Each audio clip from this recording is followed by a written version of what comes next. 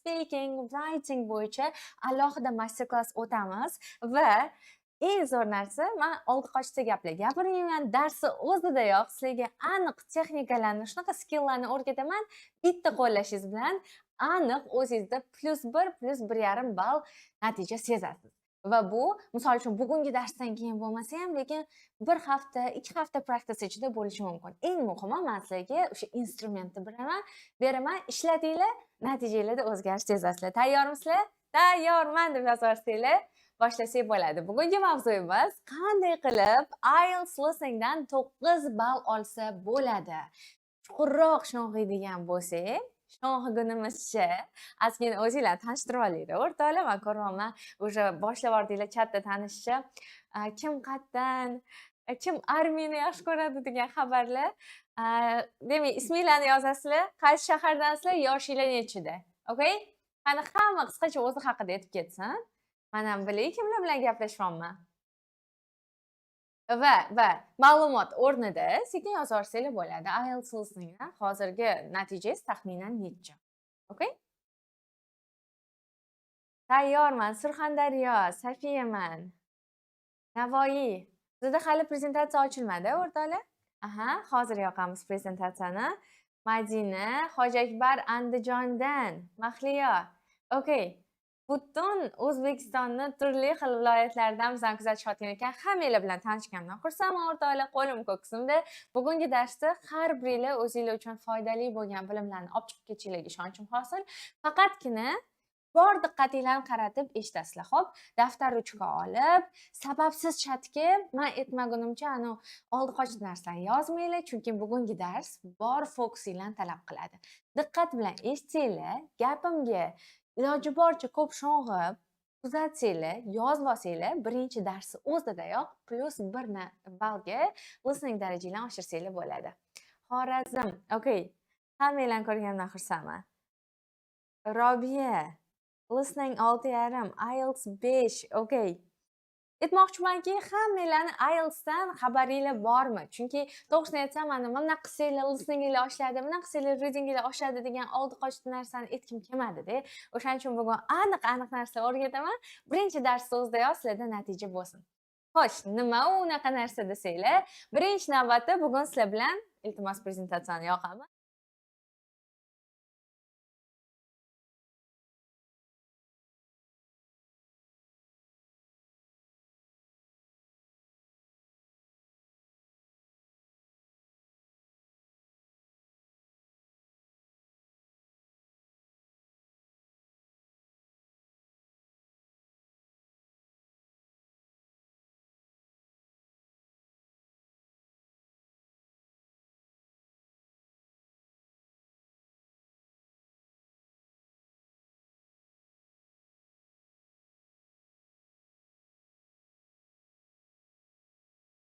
Xo'sh, endi o'rtoqlar, ovoz bormi? I'm so sorry guys. Men gapimni eshitinglar degan umiddaman.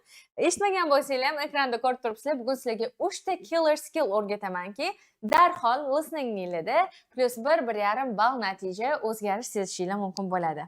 Okay? Xo'sh, hozir ovoz qaytdimi o'rtoqlar? I'm very sorry. I don't know what was wrong. Let's see. Yes. Всё, ovoz bor. Zo'r o'rtoqlar. Ketdik, unaqada boshladik. Tashkiliy daqiqa bor bizada ozgina. Sizlar bilan meni o'rtamda 30 soniya farq bo'ladi. Shunga e'tibor qaratinglar. Ozgina tormozga o'xshab javoblaringlarni kutib tursam, bu o'rtamizda farq borligidan. Jonli efirimiz zapis bo'lmaydi. Shuning uchun boshdan oxirigacha uzilmasdan ekranga mana shunday qarab ko'rsanglar, shuncha foydasi ko'proq bo'ladi. Moderatorlarimiz nazorat qilib turishadi va marafonimiz bugun taxminan 1-1,5 soat vaqt egallaydi. Meni Instagramda Lingua Barno deb belgilab ketsanglar, nimalarni o'rganganinglarni, daftaringlarda yozib olgan konspektlaringlarni belgilasanglar, o'zimni 270 mingta podpishchikim bor akkauntga sizlarni joylayman, okay? Xo'sh, bugungi efirda hech kim xafa bo'lib ketmaydi. Sizlarga bonus sovg'alarni, o'zi ham bir shokoladnosini tayyorlab qo'yganman. Nimaga desanglar, bugun sizlarga paraphrase butun nima deydi bir go'shtli narsani o'rgataman-da, o'sha narsa bo'yicha alohida checklist tayyorlaganman, lekin undan tashqari, bilasizlar, listeningda odatda juda ko'p sinonimlar ishlatiladi va o'zim uchun men oldindan shunaqa daftar yurg'izib yurardim-da, listeningda eshitilayotgan so'zni o'shani paraphrase. O'sha bo'yicha menda 200 dan oshiq sinonimlar yig'ilib ketgan edi. O'zi IELTS kursimdagi o'quvchilarga bermoqchi edim, lekin bo'lsa sizlarga bo'lsin-da. Bugun shu bonusni qo'shganman. Oxirigacha ko'ringlar, olinglar, ishlatinglar, meni duo qilsanglar bo'ldi. Va IELTS listening bo'yicha map vocabulary beraman. Chunki ko'pchiligi shunaqa xaritalar tushganda anaqa koordinatsiya qila olishmaydi. Buning uchun so'zlarni yodlashinglar kerak bo'ladi va shaxsiy rivojlanish bo'yicha o'zimga eng yoqadigan 15 ta podkastlarni havolalari, nima haqidaligi bilan to'liq sizlarga checklist qilib yig'ib olganman. Zo'ra? Hozir ovoz bor, bitta tekshirib olinglar. Menimcha bu boyagi efirni qismini ko'rayotgan. Xo'p, o'rtoqlar, meni birinchi ko'rayotganlar bormi oranglarda? Agar meni tanimaydiganlar bo'lsa, iltimos 2 raqamini yozib yuboringlar. Taniganlar o'zimizni odatda eskidan tanishlar bo'lsa, qani 1 deb yozib yuboringlar. Men tanimaganlar uchun baribir qisqachagina o'zimni tanishtirib ketaman. Xo'p, bu men o'zgardimmi yo'qmi yozinglar. Oddiygina maktabda o'qiganman. 282 Westminster universitetini tamomlaganman, lekin 16 yoshimdayoq o'sha IELTS dan 8 natijasiga erishganman va o'shandan beri o'zi dars beraman. Xalqaro toifadagi o'qituvchiman, ya'ni CELTA maxsus kurslarni tugatganman. Dars berish bo'yicha menda amaliy bilimlar bor. Ya'ni qayerda qanaqa yozish kerak, o'quvchiga qanaqa feedback berish kerak, hammasini o'rganganman. Shuning uchun yetarlicha tajribali ustoz deb bilsanglar bo'ladi. Shu paytgacha ko'p o'quvchilarga yordam berdik. Buni hatto prezidentimiz o'zlari e'tirof qilib, u yoshlar bilan uchrashuvgacha bizani chaqirganlar. Hayotimda ko'p o'zgarishlar ingliz tili bilan bog'liq bo'lganda, o'shaning uchun har bitta o'quvchi uchun maksimal darajada ingliz tiliga qiziqish uyg'otishga harakat qilaman. Mazza qilib o'qishsinda, shu orqali ularda ham o'qish, ish imkoniyatlari ochilsin. Men o'zim Amerika elchixonasi bilan doimiy ishlaymiz. O'zimga mashina sovg'a qilganman 20 yoshimda. YouTube'imda hozirda 350 mingdan oshiq obunachilarim bor. Xullas, Allohga shukr, mana mehnat qilyapmiz, inglizni o'rgandik, bilim beryapmiz, shunga yarasha natijasini ham ko'ryapmiz va meni boshqa ko'rsatuvlarda ham, YouTube o'zida ham topsanglar bo'ladi. Xo'p, bo'ldi. Tanishib oldik. Okay. Ingliz tilini yaxshi bilasiz, lekin kimda bo'lgan shunaqa holat? Mana audioni ham eshityapsiz, zo'r tushunyapsiz-da, imini imtihonga kelganda nimadir pand berib, balingiz past chiqib ketyapti. Nimagadir eshitdingiz ham deyarli javobi, lekin umumiy hisoblaganingizda skor baribir past. Kimga tanish deb yozib yuboringlar, chunki bugun shu muammoni yechimini beraman, o'rtoqlar. Okay? Qani tanish deb yozib yuborsanglar yoki agar sizda bu holat bo'lmasa, tabiiyki, menda yo'q deb aytsanglar bo'ladi. Okay? Ko'pchilikda bo'ladi, ingliz tilini zo'r bilasiz, hamma narsani eshitib tushunyapsiz, lekin test bajarganingizda umumiy balingiz past chiqadi. Exactly. Okay. Bo'ldi. Bu muammoni yechimini topish uchun kelinglar o'zimizni yaxshi ko'rgan sevimli milliy taomimiz oshga qaytdik. O'rtoqlar, osh tayyorlash uchun nima kerak? Qani menga yozib eslatib yuboringlar-chi. Okay? Osh tayyorlash uchun biz nima ishlatamiz? Qani hamma yozsin-chi. Osh pishirganda qaysi narsalardan foydalaniladi? Tanish, menda do'stlar xursandman. Demak, bugun rostdan ham foyda olib chiqib ketasizlar, okay?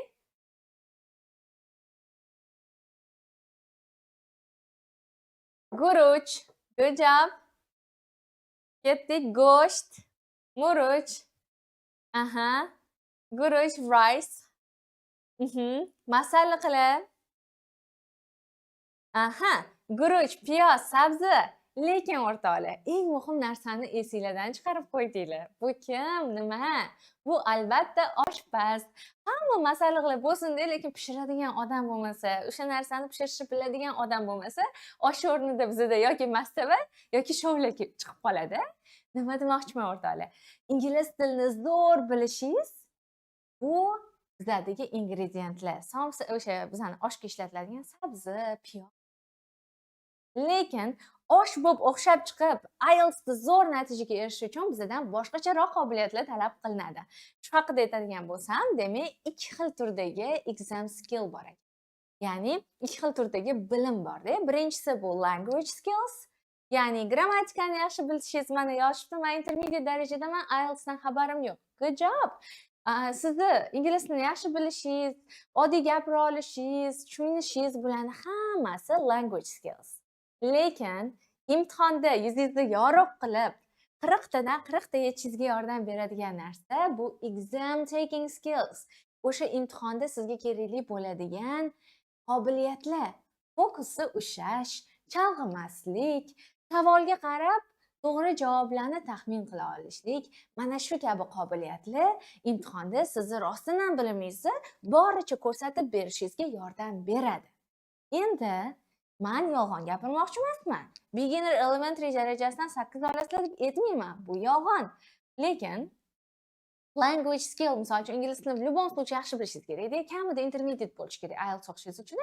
Mana shu narsa bo'lgan taqdirda ham ko'pincha aslida ingliz tili darajasi upper intermediate bo'lgan o'quvchilar ham exam taking skill, ya'ni imtihon topshirish qobiliyati bo'lmagani uchun ball olib chiqishadi imtihon. O'shaning uchun xafa bo'lib qolishadi ota-onasining oldida ham. Yaxshi tayyorlanuvdim, ingliz tilini yaxshi bilaman, nimadir boshqacha ketib qoldi deyishadi. O'shaning uchun menimcha mana shu exam taking skill ni yaxshilasak, xuddi shu narsa bizga qisqa vaqt ichida +1, +1,5 ball beradi. Shuning uchun o'rtoqlar, bugun sizlar bilan aynan exam taking skillsda fokus qilamiz. Mana shu narsa ustida ishlaymiz va xudo xolasa bugungi darsni o'zidayoq o'sha natijalarni +1 ballga ko'tarib ketasizlar. Endi aslida IELTS listeningdan 9 olish unchalik ham oson ish emas. Lekin bir nechta narsaga e'tibor berib to'g'ri tayyorlansanglar, listening bilan readingda oladigan 9 yoki 8,5 natijamiz overall bo'ladi-yu, umumiy natijamiz yaxshi chiqishiga sabab bo'ladi. Shuning uchun men o'quvchilarga har doim aytaman, listening readingni yaxshilab ko'taringlar, exam taking skillsni oshiringlar-da, shulardan baland ball ursanglar, o'sha boshqani speakingda, writingda omad rol o'ynab qolishi mumkin-da. Siz bilmaganroq mavzu tushadi, so'z boyligingiz kamroq mavzu tushgan taqdirda ham umumiy ballingiz yomon chiqmaydi. O'shaning uchun bugun sizlar bilan exam taking skillsda to'xtalamiz, okay? Qani nimalar deb yozyapsizlar? Let me see. Wow, okay. Let's go. Chatga yozinglar. Odatda hozir listeningda nechta to'g'ri javob topasizlar? Yozinglar. Men o'zim listeningdan 9 olganman va reading natijam 8,5 bo'lib qolgan. 8,5 bu bir donagina xato qilganman deganda-da, ha deb 2,5 million to'lab topshiravermaysiz-ku imtihon. Shu safar bunisi 9 chiqsin. Shuning uchun I just left it alone. Prosta qo'yib yuborganman va qayta topshirishga unchalik ham qiziqmaganman. Okay, 22 ta, 20 ta, 38 ta, 35 ta, wow, 27 ta, 30 ta. Aha, bizda taxminan 15 tadan 38 tagacha to'g'ri javob topadiganlar bor ekan. Endi men sizlarga aniq va tiniq nima uchun listeningdan natija pastroq chiqib qolishini ko'rsatmoqchiman. Hozir diqqatingizga bitta rasm ko'rsataman, 5 sekund qaranglar. Faqat cheering qilmaymiz-da, prosta ko'ringlar, bo'ldi. Ko'rib oldingmi? Ketdi. Endi sizlarga savol. Rasmda mushuk qatta edi. Faqat videoni orqaga qaytarmanglar, ko'rib olmanglar. Agar sizlar mushukni ko'rmagan bo'lsangiz, prosta ko'rmadim deb yozinglar. Okay? Mushuk qattaligiga e'tibor berdinglarmi? Ha? Mana endi men sizlarga aytsam, mushuk qani deb savol berganimda, o'sha e'tibor qaratib topishinglar mumkin. Mushuk qatta ekan. Ko'rmadim deb yozsam, endi tomda degan javoblar chiqib qoldi. Bu nimani ko'rsatib beradi bizga o'rtoqlar? Ko'pincha ko'p o'quvchilar listeningdan past natija olishligini sababi ular hamma narsani eshitadi. Siz ingliz tilini zo'r tushunishingiz mumkin, lekin listeningdan natijangiz baland chiqishi uchun faqat kerakli ma'lumotni eshitib bilishingiz kerak. Faqat kerakli ma'lumotga fokusni qaratib, 3-4 ta sizni chalg'itadigan variantlardan to'g'risini tanlab olishingiz kerak. O'shaning uchun sizlarga shu signallarni ko'rishni bugun o'rgataman va 3 ta killer skill o'rgatamanki, shu skilllarning har bittasi e'tibor berib 2 hafta davomida shu uchalasini ustida ishlasangiz, o'sha aniq hozirgina +1 ball ko'tarilasiz. Okay? Birinchi killer skill nomi bizada prediction. Shundan bor e'tiboringlarni qaratib, diqqat bilan eshitinglar. Birinchi marta listening ko'rayotganlarga ma'lumot o'rnida aytamiz. 40 ta savolga to'g'ri javob berishingiz kerak. Har xil turdagi savollar beriladi. Eshitib, yozib to'g'ri javob topib ketaverasiz. Endi prediction nima degani? Bu oldindan taxmin qilish degani. E'tibor berdinglar, rasm ko'rdik. Men sizlarga mushukka qaranglar demagunimcha, o'ttiga har xil hayvonlarda ko'zinglar yugurib ketdi, ko'rmadinglar ham, e'tibor berish kerakligi esinglarga ham kelmadi. Shuning uchun mana kitob o'qiganimizda ham katta oldimizda kitob turibdi. Men sizlarga mana shu savolning javobini o'qib topinglar demasam, o'qiysizlar-da, nima haqida o'qidinglar desam, javob bera olmay qolasizlar.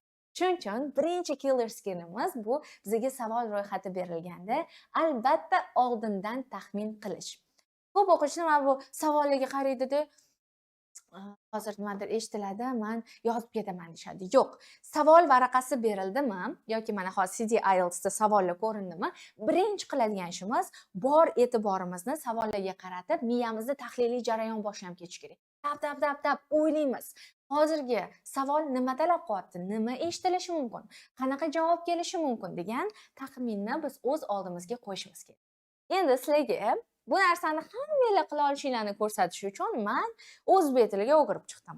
Bizda mana Customer Satisfaction Survey, ya'ni mijozlarni qoniqish darajasi bo'yicha so'rovnoma. Sizlarda ham bo'lganmancha, bankka borganinglarda, kafega borganinglarda, assalomu alaykum, hurmatli mijoz, bizning servislarimizdan qanchalik ko'nglingiz to'lyapti? Mana shunaqa savol-javob bo'ladigan holat ekan. Endi o'zbek tiliga o'girsak, e'tibor berib qarasanglar, uje mana ism yozilgan. Kasb. Kasb joyiga qanaqa variantlar kelishi mumkin? Qani hamma taxmin qilib yozsinchi? Kasb joyida nima kelishi mumkin o'rtoqlar? Kasb degan joyda qanaqa variantlarni eshitishga o'zimizni tayyorlasak bo'ladi? Qani, hozircha yozaylik, keyin har bittasida to'xtalamiz. Hozir biz shunchaki o'zimizni taxminiy qobiliyatimizni tekshiryapmiz va train qilyapmiz imtihonda qiynalmaslik uchun. Demak, birinchi savol berganda qaradik, qanaqa kasblar bo'lishi mumkin? Teacher, journalist, waiter, doctor, lawyer, to'g'ri. Все, mana men ko'rdim kasb. Demak, qanaqadir kasb yechishim kerakligini fokus qildim, ha? Miyamda o'sha audio boshlagandan keyin tiq aytib voy, to'xtang, qanaqadir kasb nomi eshitildi degan narsa bo'ladi. Sayohat qilishning sababi. Insonlar nima uchun sayohat qilish mumkin? Qani hamma o'zining variantini yozsinchi? Tak, bundoq qilarkan emas, sizlarga yaxshiroq ko'rinishi uchun. Hozir yaqinlashtirdim-da, o'rtoqlar. Okay. Qanaqa sayohatning sabablari bo'lishi mumkin, guys? So, now we're predicting, o'rtoqlar. Hozir biz tahlil qilib, oldindan taxmin qilib ko'ramiz. Qanaqa javob eshitishimizga miyamizni tayyorlaymiz. Sabab. Odamlar nima uchun sayohat qilishadi? Shopping, to'g'ri, dam olish uchun, relax. Nima uchun sayohat qilishadi insonlar? Dam olish uchun, to study. Vacation, good job. So, biz miyamizni dasturladik hozir. Nima eshitilishi mumkin? Xo'p, sayohat qilish sabablari tez o'ylab chiqdimi? Sotib olingan chipta turi. Har xil chiptalar bo'ladi. Ikkita odamga borib kelish chiptasi mana ko'rib oldik. Narx emas, значит, narx eshitamiz. Shunaqa qilib bir karra ko'rib chiqqanimizdan keyin biz nima qildik? Birinchi killer texnikamiz prediction-ni qo'lladik. Bu narsa 1 soniyada o'tib ketish kerak sizlarda. Savolni ko'rdinglar, occupation. Tez taxmin qildim. Xo'p, hozir videoda signal so'zlar bo'ladi. I work as, men ishlayman shu sohada yoki men shunaqaman. I'm a journalist, I'm a shopping assistant, I'm an engineer. Ketdi. Nimadir gap eshladi va my job is deyish mumkin. Bo'ldi. Men birinchi savolga qaradim, miyamda tap variant ketdi, ikkinchisini ko'zdan kechiraman. Maqsad ketdi, work, holiday, business, visiting friends, qanaqadir variantlarni o'ylab oldim. Va bu narsa qanaqa etilishi mumkinligini ham taxmin qilaman. I'm on my way deyish mumkin. Men yo'ldaman. I came here too. Men bu yerga shu narsa uchun keldim degan gap eshitishimiz mumkin. Maqsadda mana yozasizlar holiday, vacation, visiting friends, business. Va chipta turlarida har xil variantlar bor. Bittali chipta, qaytish chiptasi miyamni dasturlab, oldindan taxmin qilib oldim. Va odatda tayyor turishingiz kerakki, misol uchun variantlarni to'g'rilab ketish mumkin. Bilasizmi? A standard return ticket please. Iltimos menga odatiy qaytib kelish chiptasini bering. Oh, actually just a single. To'xtang, menga o'zi bittalik kerak ekan. Va oxirida o'sha bizga qatdan sotib olingandi deganda, hozirgacha tajribamdan kelib chiqib, ko'pincha qanaqadir sayt aytishadi yoki onlayn deyishadi yoki station, ticket machine, airport counter bo'lishi mumkin. Okay guys. Endi are you ready? Tayyormisizlar eshitishga? Xo'sh o'rtoqlar, eshitishga tayyormisizlar? Yes deb yozib yuboringlar. 100% focus bo'lgandan keyin audioni qo'yamiz. Miyamizni уже sizlar bilan tahlil qildik, taxmin qilib oldik. Qanaqa javoblar tushishi mumkinligini ko'rib, уже miyamni dasturlab olganimdan keyin endi javoblarni eshitishga o'tamiz. Okay? Yes debsizlar. Still, let me play the audio guys. Hozir sizlarga audio qo'yib beraman. And we'll just start right away. Yes, okay. I've got about 10 minutes before my train home leaves. I'm on a day trip. Great, thank you. So, first of all, could you tell me your name? It's Sophie Bird. Okay. And would you mind telling me what you do? I'm a journalist. Oh, really? That must be interesting. Yes, it is. So, was the reason for your visit here today work? Actually, it's my day off. I came here to do some shopping. Oh, right. But I do sometimes come here for work. Okay. Now, I'd like to ask some questions about your journey today, if that's okay. Yes, no problem. Right. So, can you tell me which station you're travelling back to? Stormfirth, where I live. Can I just check the spelling? Staunfirth?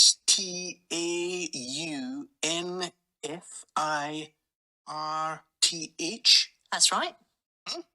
And you travelled from there this morning? Yes. Okay, good. Next, can I ask what kind of ticket you bought? I assume it wasn't a season ticket as you don't travel every day. That's right. No, I just got a normal return ticket. I don't have a rail card, so I didn't get any discount.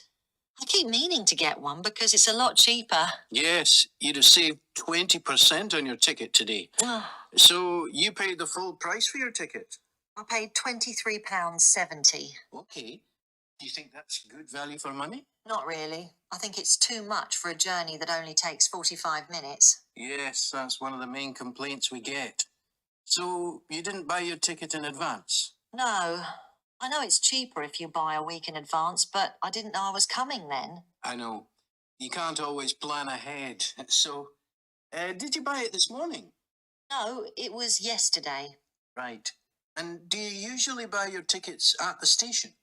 Well, I do usually, but the ticket office closes early, and I hate using ticket machines. I think ticket offices should be open for longer hours. There's always a queue for the machines, and they're often out of order. A lot of customers are saying the same thing. So, to answer your question, I got an e-ticket online. Okay, that's it. I'm sorry. Juda uzayib ketdi audiomiz o'zi ham. Okay guys, qani kim yozoldi? Let's quickly go through the answers. Javoblarni tezgina ko'rib chiqadigan bo'lsak, e'tibor berdinglarmi? Juda ko'p chalg'ituvchilar. Misol uchun, men odatda o'z ishga borib turaman, lekin shoppingga kelyapman. Va bor e'tiborni mapda yozilgan so'zlarga qaratgan odam birinchi eshitgan narsasini tappa etib yoza olishi mumkin-da. O'shaning uchun har doim eslab qolinglar. IELTS listening is about the meaning, not the words. Bu aynan ma'no, sizni umumiy tushunishingizni tekshiradi. Mapdagi so'zlarni tez chaqqonlikcha yozib olishingiz emas. Okay. Birinchisida, well, I'm a journalist dedi. To'g'ri variant topganlar, good job guys. Keyingisida biz sizlar bilan taxmin qilgandik nega kelganini va actually it's my day off. Aslida bu meni dam olish kunim. I came here to do some shopping deb aytildi. To'g'ri topganlar, congratulations. And stansiya nomi, e'tibor beringlar, gapda I think it wasn't a season ticket. Shu shoshib seasonni yozib qo'yishingiz mumkin. Lekin e'tibor beradigan bo'lsanglar, to'g'ri javob return ticket bo'ldi va narx aytildi. Oxirgi to'g'ri javobimiz online edi. Demak, birinchi killer texnikamiz bu har doim part 1, section 4 larda savolga qarab sirazo taxmin qilishga odatlaninglar. Faqat so'zni sinonimini yoki nima so'z kelishi mumkinligini ham emas. Fe'l yoziladimi, otmi, raqammi, ko'plikdami, birlikdami, miyangiz kompyuterga o'xshab ishlash kerak. Xuddi semichka chaqqan taq bo'ladi-ku, tez. Shuna qilib savollarga qaraganingizda miyangiz уже tahliliy jarayonni boshlab olish kerak va bu bizani band 9 ga birinchi qo'ygan qadamimiz bo'ladi. har doim savollarga qarab taxmin qilamiz va miyamizni to'g'ri javob eshitishga fokus qilib, demak, program qilamiz. Endi ikkinchi killer qobiliyatga o'tamizmi? Ha, deb yozib yuboringlar o'rtoqlar. Bunisi undan ham zo'ri, undan murakkabrog'i va sizlardagi section 2, 3 dagi muammolarni hal qiladigan killer texnika bo'ladi. Okay? 100% o'zim ovozim. Okay, guys. Good job. Yes. Ha. Okay. Good job. Now, ikkinchi killer skill bu recognizing paraphrase. Ya'ni, IELTS listeningni o'zbekchasiga o'giradigan bo'lsak, misol uchun, savolda yozilishi mumkin, narxi deb yoki pul deb yozilishi mumkin. Lekin gapirilayotganda pul degan joyda, bilasizmi, moliyaviy jihati unchalik ham ahamiyatga ega emasdi. Pulni o'rniga moliyaviy tomoni degan gap eshitishimiz mumkin yoki hozir boshqa misollarda yana buni ko'rsataman. Umuman olganda, aytaylik, ovqatlar va ichimliklar degan joyda, bilasizmi, bizda taomlar bilan muammo bo'lmaydi. Ya'ni doimiy tarzda paraphrase ishlatiladi.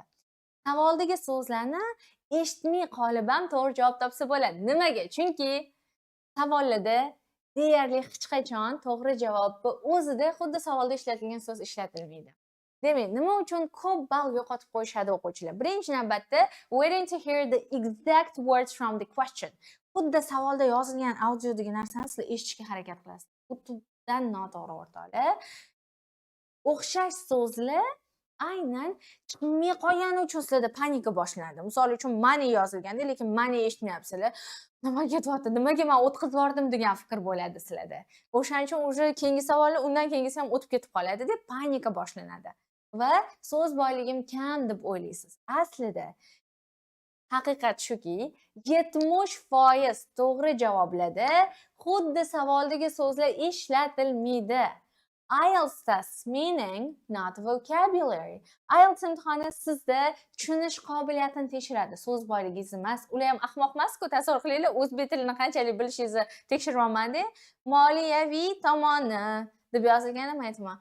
Bilasizmi, moliyaviy tomoni muhim. Ketdi. Eshitdim, shu to'g'ri javob ekanini belgilasam, bu meni prosta qanaqadir so'zlarni to'g'ri eshitolmanmi yo'qmi tekshiradigan test bo'lib qolardi. No, listening tests your understanding, sizni fikrlarni tushunishingizni, comprehensioningizni tekshiradi. Shuning uchun любой savol turi tushdimi bizga tayyor turishimiz kerakki, to'g'ri javob aynan paraphrase, ya'ni sinonimlar, boshqacharoq so'zlar bilan beriladi. Va shunaqa ro'yxat tuzib yursanglar, o'zinglar uchun o'sha 1-2 haftada hakerga aylanasizlar, listening hakeriga. Mana bu unaqa so'z to'xtay, to'g'ri javob umuman boshqa so'zlar bilan berildi degan sizlarda fikr paydo bo'ladi miyanglarda. Misol uchun mana bizda savol. Why does the speaker apologize about the seat? Nima uchun nutq gapirayotgan odam, mana nutq so'zlayapti, aynan stullarga nisbatan kechirim so'radi. Stullar haqida nimadirga kechirim so'rab qo'ydi. Nima uchun? Odatda mana javoblar yozilgan. Chunki o'sha o'tiradigan joylar kichkina, o'quvchilar kutishi mumkin-da. Ha, the seats are too small deb hozir aytilsa kerak deb. Xuddi yozilgandagi eshitaman deb o'ylashadi, lekin unaqa bo'lmaydi. There are not enough of them.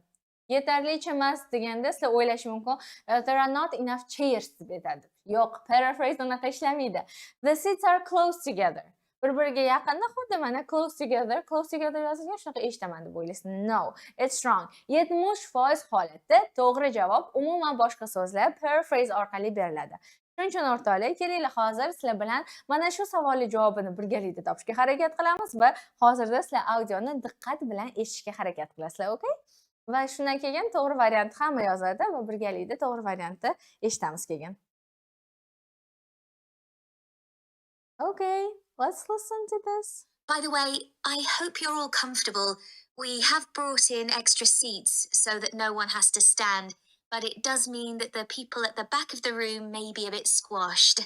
We'll only be here for about half an hour, so hopefully that's okay. Okay, that's it. Ana, eshitganinglardan kelib chiqib, mana hozir yozinglar, oranglarda 38 ta 39 ta to'g'ri javob topadiganlar. That's great. But guys, please write Which one was the correct option? Qaysi bittasi to'g'ri edi? A, B yoki C? Ungacha yana bir marta qo'yib beraman va let's go. Ozgina mundonroq qilishim kerak ekan. Sizlarga kesib qo'yibman. C yana bir marta qaytaring. Xo'p, o'rtoqlar, qaytaramiz. By the way, I hope you're all comfortable. We have brought in extra seats so that no one has to stand, but it does mean that the people at the back of the room may be a bit squashed. We'll only be here for about half an hour, so hopefully that's okay. Satisfaction survey. Okay. Qani hamma variantlarni yozdimi? Good. C, D, C. Okay, let's see guys. Aslida audioda biz nimani eshitdik? Mana bunaqa gaplarni eshitmadik, The seats are too small. Stullar слишком kichkina ekan. There are not enough chairs. Mana bu savolda eshitilgan narsa umuman aytilmadi. Endi nima deyildi? We have brought in, biza olib kirdik, extra seats, qo'shimcha stullarni, so that no one has to stand. Hech kimga turish to'g'ri kelmasligi uchun, hech kim turib qolmasligi uchun qo'shimcha stullarni olib kirdik. But it does mean that the people at the back may be a bit squashed. Lekin bu degani orqada o'tirgan odam bilib qoladi. Demak, paraphrase qanaqa ishladi? Extra seats yetarlicha bor degani, bu degani B variant o'sha chiqib ketdi. Chunki yetarlicha stul yo'q degan variantida. Bizda aytdiki, qo'shimcha stul olib kirdik hech kim turib qolmasligi uchun. Ko'ryapsizlarmi? Tushunsanglar, eshitib, tushunish darajanglar baland bo'lsa, qanaqadir mega texnikalar siz shundoq ham to'g'ri javob topasizlar. O'shaning uchun e'tibor beringlar paraphrase ga. Extra seats deyildi, olib kirdik, hech kim turib qolmasligi uchun, demak B varianti avtomatik tarzda chiqib ketdi. Bu yerda hali ham yozasizlar B deb. You see guys, you might make mistakes. Shuning uchun e'tibor qaratishimiz kerak. Endi bit squashed, ozgina siqilib qolgan, ozgina bir-biriga yaqin bo'lib ketadi degan gap aytildi. Bu degani C javobiga to'g'ri javobimiz yaqin keldi. Some of them are very close together. Ba'zilari juda bir-biriga yaqin degan gapga to'g'ri keldi. Demak, o'shaning uchun bizda to'g'ri variant aynan C varianti bo'ldi. Lekin A varianti qanaqasiga chiqib ketdi? Hajm haqida hech narsa aytilmadi. Mana endi yana bir marta eshitadigan bo'lsangiz, you can make sure that the right answer is C. Va shunaqa qilib sizlar miyanglarni aynan shunaqa paraphrase, ya'ni boshqacha so'zlar bilan berilgan ma'nolarni e'tibor qarating. Va men sizlarga bugun 200 ta shunaqa sinonimlar ro'yxatini tayyorlab qo'yganman. Yana bir marta, oxirgi marta eshitamiz, just to make sure that the C one is the right option, okay? By the way, I hope you're all comfortable. We have brought in extra seats so that no one has to stand, but it does mean that the people at the back of the room may be a bit squashed. We'll only be here for about half an hour, so hopefully that's okay. Endi xuddi shu narsa boshqa savol turlarida ham, deyarli hamma savollarda listeningda ham, readingda ham ishlatiladi. 70% holatda to'g'ri javobda xuddi savolda berilgan so'z ishlatilmaydi. Chunki ular ham ahmoq emas, ular sizni tushunish darajangizni tekshirmoqchi bo'ladi. So guys, try to recognize the paraphrase. Boshqacha so'zlar bilan berilgan narsani siz darhol ilib olishni o'rganishingiz kerak. Misol uchun savol berildi. Which two issues does the speaker ask the audience to consider before they apply to be volunteers? Volunteer degani o'zi umuman olganda bu ko'ngilli inson. Misol uchun xayriya fondida men o'zim yordam berib, men savob ishga qolaman, xayriyalarga yordam beraman yoki atrof muhitni saqlashga yordam beraman deb volonter bo'lib bordim. Endi savol aytyapti, qaysi ikkita muammoni, ikkita narsaga volonter bo'lishdan oldin e'tibor qaratish kerak? Bizda financial situation, moliyaviy holati, their level of commitment, qat'iyat darajasi, work experience, ish tajribasi, ambition, maqsadi, xohishi deyildi va availability, vaqti borligi deyildi. Endi nima narsani aniq eshitmaysizlar audioda. Audioda aniq financial situation demaydi, boshqa so'z ishlatiladi. Level of commitment demaydi, work experience so'zini ishlatmaydi. ambition so'zini ishlatmaydi va availability'ni ishlatmaydi.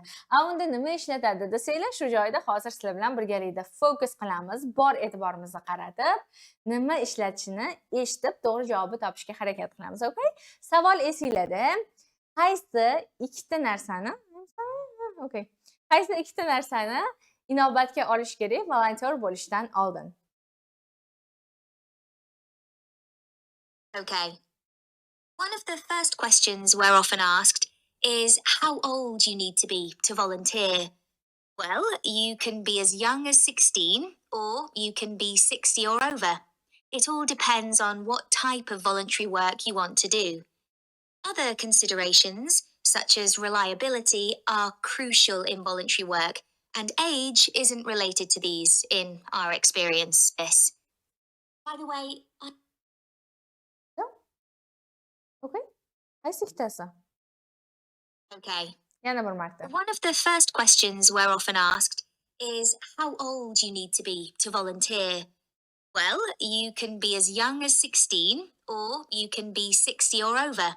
It all depends on what type of voluntary work you want to do. Other considerations, such as reliability, are crucial in voluntary work, and age isn't related to these in our experience. Okay. Shoda. Endi eshitsanglar, to'g'ri variantni tanlagan bo'lsanglar, kelinglar e'tibor qaratamiz. Qani, qaysi variant to'g'ri bo'ldi? Deb yozasizlar, vaqti borligi. Qanday qilib? Men umuman tushunmayman listening. Siz uchun ham darsning oxirida bizda content qismi bor. Shoshmay turing. Ko'pchilik IELTSdan xabardor bo'lgani uchun ko'proq aniq eshitadigan narsani aytaman, lekin dars oxirida albatta listening bo'yicha bilimi kamroq bo'lganligi ham xudo xolasa foydali bilimlarni berib ketamiz. Okay. E'tibor beringlar. You may wish simply to help us raise money. Siz oddiygina bizga pul to'plashga yordam berishingiz mumkin. If you have the creativity to come up with an imaginative or novel way of fundraising. Agar sizda yetarlicha kreativlik va yangicha yo'l bo'lsa pul topishga nisbatan. We'd be delighted. Biz xursand bo'lamiz. Chunki ko'chalarda turish ozgina zerikarli. Okay? Qaysi gap to'g'ri keldi? O'sha ko'rsatib qo'ydim-ku. Oh my god, qaranglar. Pul haqida hozircha aytilmadi. Qat'iyat haqida ham gapirilmadi. To'g'rimi? Tajriba haqida gapirilmadi. Siz 60 yoshda bo'lishingiz mumkin, 6 yoshda bo'lishingiz mumkin, farqi yo'q deb aytildi. Endi e'tibor bersanglar, aynan gapimiz shu bo'limida bizda xohish haqida gap ketdi. Agar sizda noodatiy pul yig'ish bo'yicha xohish, creativity, nima edi? Kreativlik va noodatiy usuli bo'lsa, yangicha usuli bo'lsa, pul yig'ish bo'yicha shunda bu sizlarga yordam berishi mumkin deb. Nimagadir kecha meni jin urib, sizlarga bu audioni davomini menimcha yozganman, audiosini yo'qmi? Let's listen. You may wish simply to help us raise money.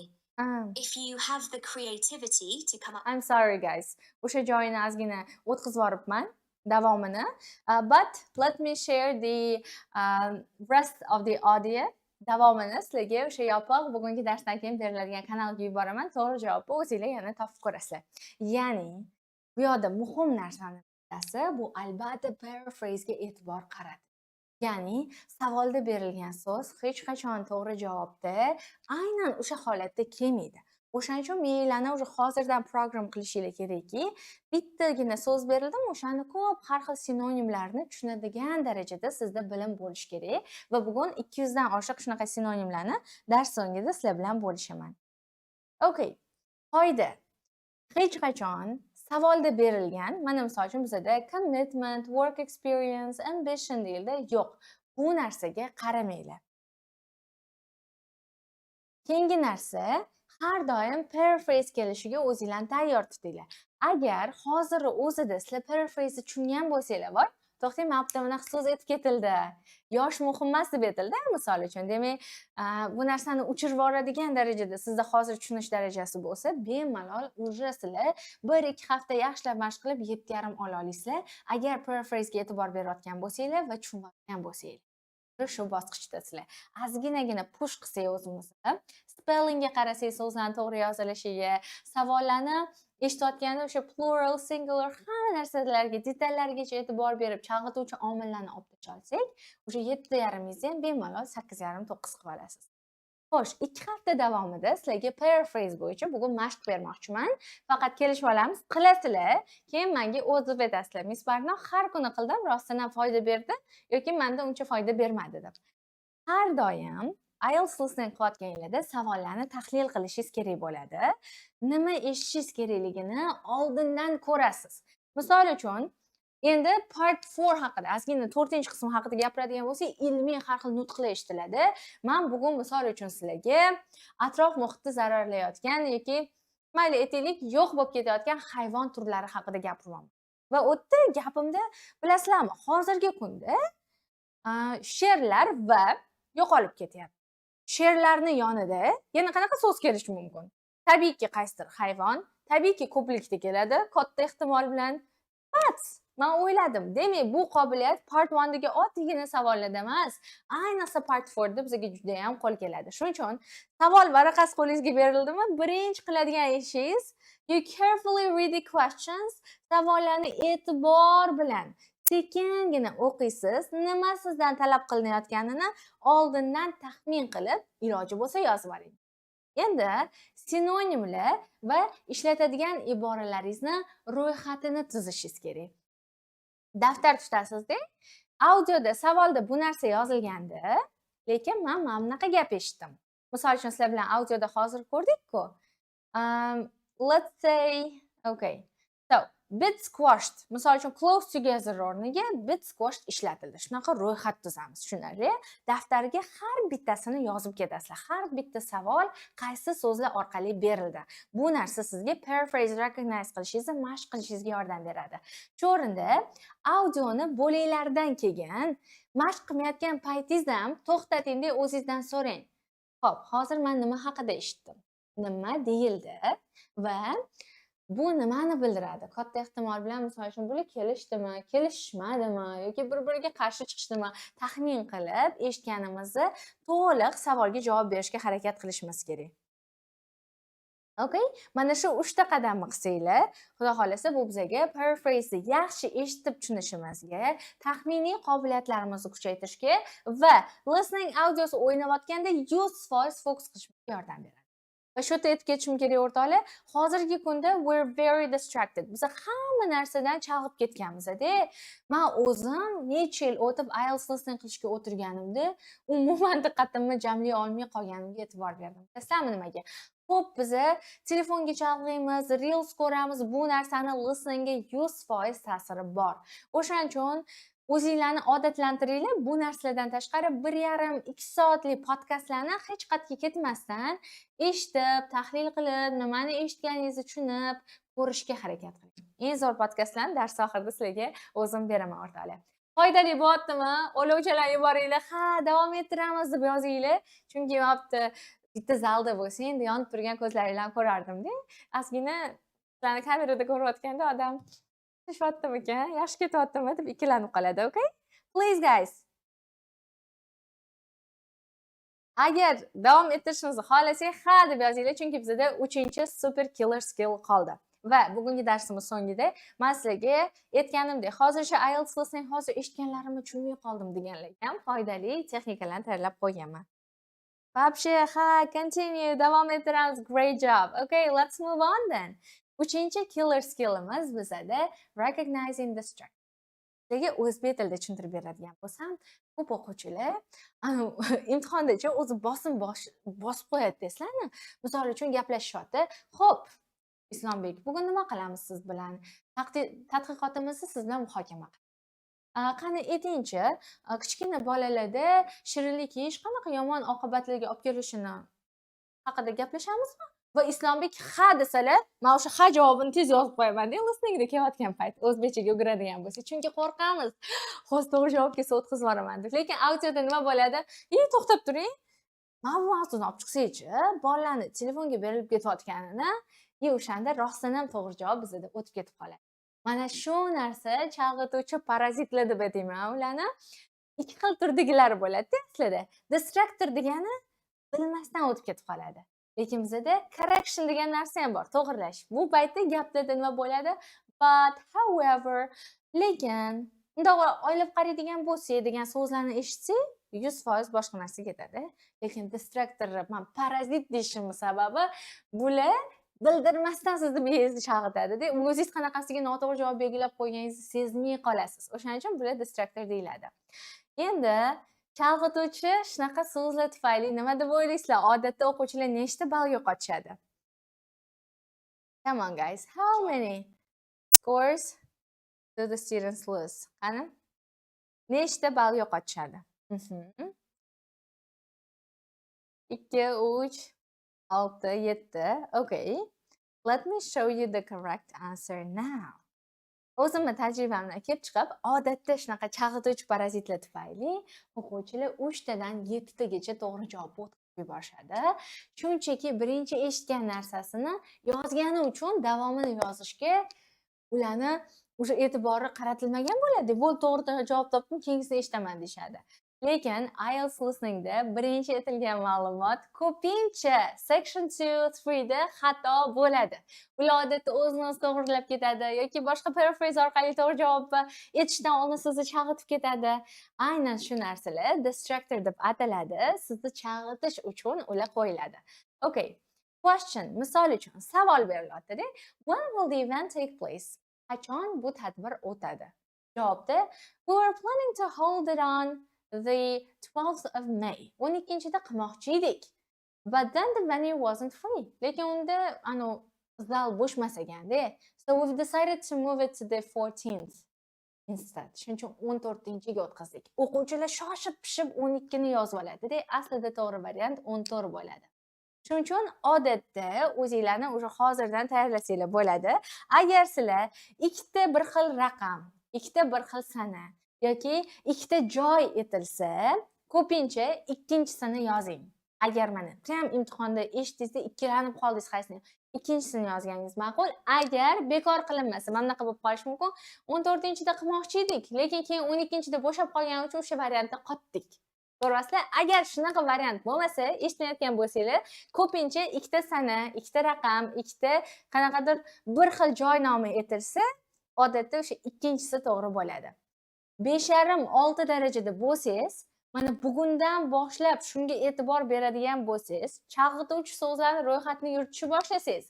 But, however, shunga o'xshagan so'zlarni-da o'sha sizlarda bir hafta ichida +1 ball bo'ladi. Endi aynan shunga oid miyamizni charxlamoqchi bo'lsak, har doim test qilayotganinglarda eshitchingiz bilan yakuniy javobni yozib olmanglar. Ya'ni 100% mana shu javob ekan degan fikr paydo bo'lmasin sizlarda. Va mana bunaqa so'zlarga e'tibor beringlar. Was going to, shunaqa qilmoqchi edik. Yoki we thought, biz o'ylagandik, lekin mana shunaqa so'zlar chalg'ituvchini boshi bo'ladi-da. Ilonni tasavvur qiladigan bo'lsak, o'sha bo'ladi. Keyin o'sha sizlarni chalg'itib ketishadi. Va ikkita bir xil ma'lumot berilsa, odatda ikkinchisi to'g'ri bo'ladi. Shu narsaga e'tibor berasizlar, shunaqa qilib miyanglar charxlanadi o'rtoqlar. Xo'sh, bugungi darsimiz kimgadir qiyinroq tuyuldimi? Bunaqa narsa-da, mana bugun sizlar bilan darajamiz 5,5-6 da bo'lsa, buni 7-8 qilishimizga yordam beradigan narsalar haqida gaplashdik. Lekin uni 7-8 qilishdan oldin bir xillarning darajasini 5,5-6 ga ko'tarib olish kerak. O'shaning uchun hattoki 7-8 bo'lib turib darajasi, lekin 9 ga ko'tarila olmayotganlar uchun ham comprehensionni kuchaytirish uchun men hozir o'zim ishlatgan texnikalar haqida endi gapirib bermoqchiman va meni o'quvchilarimga IELTS listeningda aynan shunaqa 8,5-9 urib chiqishligiga yordam bergan uslublarni aytib bermoqchiman. Yo deyishyapti ba'zilar, bizlar sal ha deb yozishyapti. Okay guys, now ikkalanglarga ham foydali bo'ladi. Eshitinglar, chunki buni menimcha uncha odamdan eshitmagan bo'lishinglar mumkin. Birinchi navbatda hech qanaqa sehrli formula yo'q deb aytsam bo'ladi sizlarga. O'zim ham 9 olish uchun tayyorgarlik ko'rdim-da o'rtoqlar va 6 oy chirib o'qishingiz shart. Oddiygina 8 dan natijani 9 ga aylantirib olish uchun tasavvur qilasizmi? Natijalar o'rtasidagi tafovut qanchalik katta? O'sha yarim ball qanchalik ko'p tayyorgarlik talab qiladi. O'shaning uchun yengillik ekan, oson ekan Men aytaman sizlarga 1 ballga ko'tarasiz, lekin 1 ballga ko'tarilish uchun ham bir 10 tacha test qilib, mana shu 3 ta skillni praktika qilsanglar, o'shanda ko'zga ko'rinadigan natija ko'rasizlar. O'shaning uchun sehrli formula bor ekan, bo'ldi, 8-9 olaman demanglar. Baribir o'qish kerak, tayyorlanish kerak va hamma narsani kaliti bu sizda umumiy ingliz tili darajangiz o'rtoqlar. Yaxshi tushunadigan bo'lsangiz, listeningda ham, readingda ham marra sizniki. O'shaning uchun birinchi shu narsani biz boost qilishimiz kerak bo'ladi. Buning uchun nima qilish kerak? Albatta so'z yodlaymiz. Qanaqasiga yodlaymiz? Audio eshityapmiz, listening qilyapmiz. Har bitta eshitgan, ko'rgan narsalardan kamida 10 ta so'z yodlab ketishga harakat qilinglar. Bu so'zlar xotirangizda mixlanib qolishi uchun ularni kamida 7 xil holatda ko'rishingiz kerak. Hattan 7 marta va u so'zni qidiraman demanglar, chunki ingliz tiliga exposure bo'lib ketsa, faqat eshitursanglar, ko'rursanglar, o'qirsanglar, so'zlar chiqib kelgan sari esingizda yaxshi mixlanib qoladi. Shuning uchun odatlaninglar, ko'p eshitamiz, ko'p ko'ramiz. O'sha ko'rayotgan, eshitayotgan narsalarimizdan ingliz tilidagi so'zlarni doim yodlab ketamiz. Hozir zo'r texnika o'rgataman. Turli xil materiallardan foydalanishga odatlaringlar o'rtoqlar. Kino ko'rasizlar ham, podkastdan eshitasizlar va eng yaxshisi IELTS listening uchun aynan ilmiy podkastlarni tinglash, ularni ro'yxatini men qoldirganman sizlar uchun 15 xil podkast. Qo'shiq eshitasiz, intervyu ko'rasiz, hammasini doimiy qilib borish sizni tushunish darajangizni boost qiladi o'rtoqlar. Tushunarli? Bu bizani ikkinchi qiladigan narsamiz. Uchinchidan, bu eng muhimiga hozir to'xtalmoqchiman. Active listening deb yozib qo'ydim. Passive listening bilan active listening o'rtasida farq juda katta-da. Mana men uy yig'ishtirib yuribman-da, qo'shiq tinglayapman, mashina haydab ketyapman-da, tam serial qo'yib qo'yganman, ashula eshityapman, bular passive listening. Bunda listening natijasi o'sadi, juda sekin o'sadi. Lekin active listening sizni natijangizni eng zo'r ko'tarib beradigan narsa. Mana bugungi darsda audiolarni qo'yganimda, sizlar tushunishga qiynalgan bo'lsanglar, katta IELTS audiolarini, podkastlarni qo'yib, so'zma-so'z yozishingiz kerak. Mana men o'quvchilarim sizlarga qog'ozlarni qo'ydirganman. Men buni hatto General English kursimda ham qildiraman. O'quvchilar natijasi 6,5-7 ga ko'tarilib olish uchun. So'zma-so'z yozasiz. 10 marta eshitganingizni tushunmasangiz, bo'sh qoldirib ketasizda, eshitaverasiz. So'zma-so'z yozganingizdan keyin o'zingizni qizil ruchkada self correction qiling. To'g'rilang. Mana shu qizil ruchkada yozgan narsani nimaga tushunmay qolgan bo'lasiz? Talaffuzini adashtirgansiz, u so'zni hech qachon uchratmagansiz, tarjimasini bilmaysiz. Demak, shu so'zlarni yodlashimiz kerak. Va oxirida bitta o'qib chiqib, WWH tahlilini qiling. Bu nima tahlil? What was discussed? Birinchi W'miz nima muhokama qilindi degan. O'zingizlarga har doim savol beringlar. Mana, okay, customer satisfaction survey o'tkazildi. O'quvchilarni aynan mamnun bo'lish qanaqadir tadqiqoti. Okay, nima so'raldi? Tahlil qilib, miyangizni majburlang tushunishga. Keyingisi, why was it discussed? Nima uchun u narsa muhokama? To know, misol uchun, the rate of satisfaction. Odamlarni rostdan ham qanchalik xursand bo'lgan, mamnun bo'lgan tekshirish uchun. Katta fikringizni rivojlantiring, audioni yaxshilab tahlil qiling. Va how does it work? Bu qanaqa ishlaydi? Endi bu savollar odatda 6 Minute BBCni men tavsiya qilaman o'quvchilarga, chunki semirish, dorilar, sun'iy intellekt hamma narsa haqida eshitib, doimiy tahlil qilaverasiz-ku, so'z boyligingiz ham oshadi, dunyoqarashingiz ham kengayadi va umuman olganda siz listening hackerga aylanasiz. Mana shu mashqni kundalik qilib borish, so'zma-so'z yozish, o'zingizga o'zingiz savol berish, qizil ruchkada belgilagan so'zlaringizni yodlash 2 oy ichida menda realni bo'lgan 6,5 dan natijasini 8,5 ga ko'targan. O'shaning uchun shu narsalarni qilishinglarni maslahat beraman o'rtoqlar. Va bugun aytganimdek, let's make it short and sweet. Ana bir zo'r qizib turgan, shirin bo'lib turgan paytda tugatgan yaxshi-da, miyamiz achitgandan ko'ra. Shuning uchun o'rtoqlar, dars oxirigacha ko'rganlarga hamma bonuslarimni beraman, lekin undan oldin, come on guys, tomorrow we have a lesson 2. Ertaga bizda darsimiz bor. Ertangi darsga kirganlar uchun I have a very beautiful bonus. Juda ham zo'r bonusim bor. Bu haqida ertaga to'liqroq gaplashamiz. Yaqindagina mani personal milestone o'zim erishgan maqsadlardan bittasi speakingdan 9 natijaga erishdim va 1,5-2 oy oldin topshirgan imtihonimda bu natija 8 edi. Aynan bir nechta narsalarni to'g'rilashim menga уже +1 ballni berdi. O'sha narsani men sizlarga ertaga to'liq tushuntirib beraman. IELTS speakingda nima qilsanglar 5 olasizlar, nima qilsanglar 6 olasizlar, nima qilsanglar 7, 8, 9 chiqish haqida alohida tushuntirib, reально shunaqa instrument beramanki, qo'llasanglar, даже imtihoninglar bir haftadan keyin bo'lsa ham natija ko'rasizlar. Chunki menda shunaqa bo'ldi va sizlarga shu narsani garantiya bera olaman.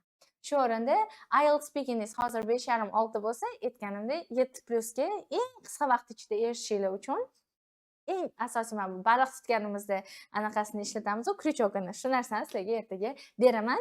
Darsga qo'shilsanglar, va'da beraman, ertaga kiraman deb yozib yuboringlar. Just to make sure that you don't miss the lesson tomorrow, guys. Aha. Okay. Efir oxirigacha o'tirganlar uchun maxsus bonus sovg'alarni bergandim o'rtoqlar. Efir sizlarga yoqqan bo'lsa, I tried so hard guys, juda ham xatargarlik ko'rdim. Men sizlarga misollar bilan hamma narsani tushuntirdim. Juda qiyin misollarni olmaslikka harakat qildim, darajalar har xil bo'lgani uchun.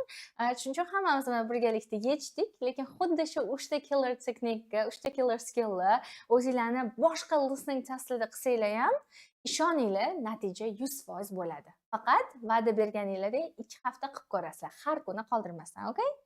Kiraman, ertaga aniq kiraman. Kiramiz. Va'da beraman. Okay, thank you guys. I'm really happy that you liked today's lesson. And see you tomorrow. Now you can get all the bonuses from the link attached here. O'rtoqlar, mana mabutga link qo'yilgan. Qo'q qilib, albatta o'tinglar. Bonuslarni olinglar. U yoqda aytganimdek, juda zo'r bonuslar berganman sizlarga. Nimaga bo'ldi boshqani? To'xtab qoldim. Okay. Hello deb yozinglar. Thank you guys. Thank you. Dars soat nechida? Ertangi darsimiz 20:30 da. Ertaga sizlar bilan speaking haqida gaplashamiz. Men o'zim shaxsan natijamni 7 dan qanaqa qilib 9 ga ko'targanman. Hech narsani bekitmasdan, ochiq oydin hamma narsani aytib beraman. Bugun ham ko'rdinglar, jon berib mavzuni tushuntirishga harakat qildim. I really hope that you guys loved the lesson. Yoqdi degan umiddaman. Qo'llaysizlar degan umiddaman va bergan bonuslarimni mazza qilib ishlatinglar. Chunki ham uxlamasdan kecha terib, chiroyli qilib sizlar uchun yig'ib qo'ydim. Do I have to say something? Okay, guys.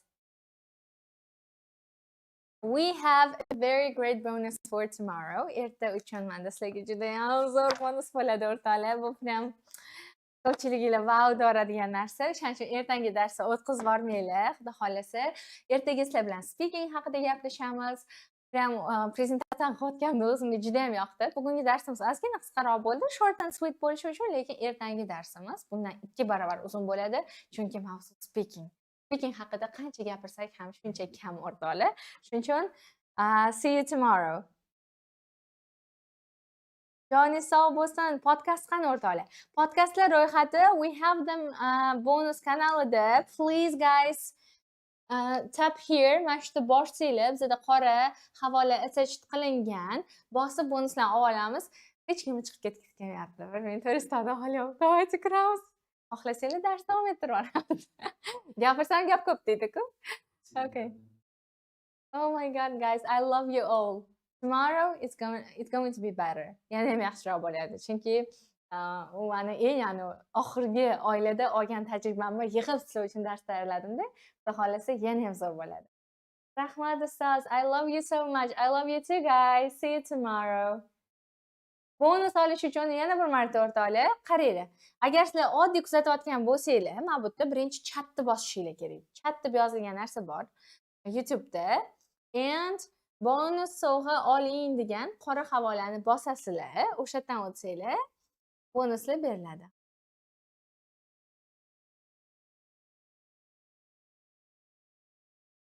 Okay. Teacher dars ham zo'r bo'ldi. Ertaga bundan ham zo'r bo'ladi degan umiddaman. Men siz Upgrade English tour dasturingizda o'qib tugatdim. Natijam prosta wow. Thank you sweetheart. I'm so happy for you guys. Endi shu IELTS kursingizga ham qo'shilaman.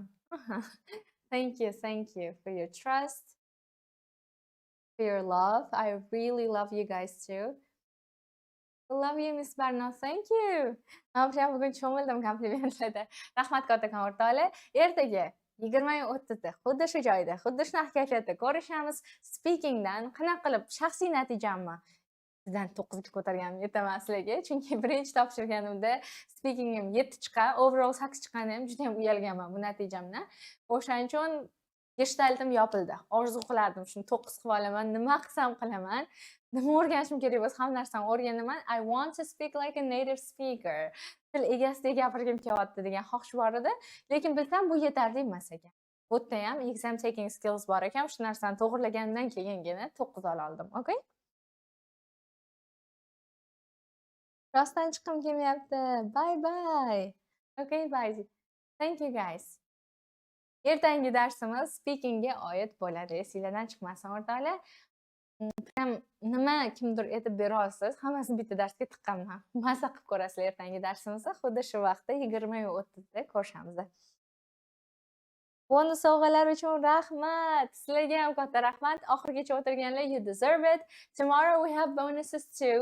Ertaga qatnashganlar uchun ham aynan speakingga oid undan ham zo'r bonuslar tayyorlaganman. So please join the lesson tomorrow. Ertangi darsda ham albatta qo'shilinglar. Reading-chi. O'rtoqlar, bugun reading listeningni chapishtirmadim. Chalkash bo'lib ketardi-da, chunki reading bo'yicha bu degani yana alohida bonus dars o'tib beraman degani. Bu sizlar uchun yaxshi tabiiyki. Chunki readingda ko'rib chiqadigan savol turlarimiz ko'p-da. O'shaning uchun u yerda planshetlarda chizib, ko'rsatib, bo'yab tushuntirishim kerak sizlarga. O'shaning uchun qo'shimcha dars qo'shib berishni qaror qildim. Reading bo'yicha alohida eng aniq qiynaydigan savol turlarini ko'rib chiqamiz. Bitta ikkita emas, bir nechta savol turlarini o'rgataman sizlarga. Thanks. See you. Okay, guys. I think that's it, right? Okay. See you tomorrow at this time. 8:30. Hammanglarni kutaman. Bugungi dars uchun rahmat. Ertaga xuddi shu paytda ko'rishamiz. Bye bye guys. Love you all. Salom do'stim, bilasanmi? Men seni tushunaman. Chunki ehtimol sen ham yillar davomida ingliz tilini o'rgangan bo'lsang-da, baribir gapirishga kelganda qiynalasan. Darslarda hammasini tushunasan, yozasan, eshitasan, lekin navbat gapirishga kelganda hayajondan qo'rqib to'xtab qolasan. Atrofdagilar seni tinglashdan charchaydi, sen esa ichingda o'zingni yeb qo'yasan. Nega men gapira olmayman? Nahotki men hammasini bekorga o'rgangan bo'lsam, degan gaplarni o'ylashing mumkin. Bu master klass boshlanishidan oldin bitta narsani tushunib olishingni xohlardim. Sen dangasa emassan. Aslida sening muammoing ishonchsizlik. Gapirishga har safar uringaningda xatodan qo'rqasan. Kulgiga qolaman, to'g'ri gapira olmayman, meni tushunishmaydi degan fikrlar bo'lishi mumkin. Muammo senda emas, muammo sening ichingdagi qo'rquv va ishonchsizlikda. Lekin men senga bir haqiqatni aytaman. Xato bu sening dushmaning emas. Xato sening eng buyuk ustozing. Men ham bir paytlar ingliz tilini tushunmaganman. Menga ham sen bu tilni o'rgana olmaysan deyishgan. Meni ham ustimdan kulishgan. Lekin men taslim bo'lmadim. Bilasanmi nima bo'ldi? Men o'zimga ishonishni o'rgandim. Hayotingni o'zgartirish uchun senga faqat va faqat o'zing kerak. Ichingda shunday qudratli kuch borki, agar uni ishga solsang, orzularing seni o'zi yetaklaydi. Balki hozir butun dunyo senga ishonmayotgandir. Balki hatto eng yaqinlaring ham qo'yaver, baribir gapira olmaysan deyotgandir. Lekin men senga bitta haqiqatni aytmoqchiman. Agar sen o'zingga ishonmasang, hech kim senga hech qachon ishonmaydi. Endi tanlov o'zingda. Faqat 3 kun ichida sen ichingdagi shu kuchni qanday uyg'otishni o'rganasan. Bu men uchun emas, bu sening kelajaging uchun. Sen qachongacha qo'rquv ichida yashaysan? Qachongacha bir kun ingliz tilini o'rganaman deb o'zingni aldaysan? Bugun shu kun. Endi o'zingga imkon ber, chunki ertaga kech bo'lishi mumkin. Sen taslim bo'lmaguncha mag'lub bo'lmaysan va men ishonaman. Sen taslim bo'lmaysan. Esingda bo'lsin, sen yolg'iz emassan. Biz bir oilamiz. Ingliz tilidagi yangi hayotingga xush kelibsan.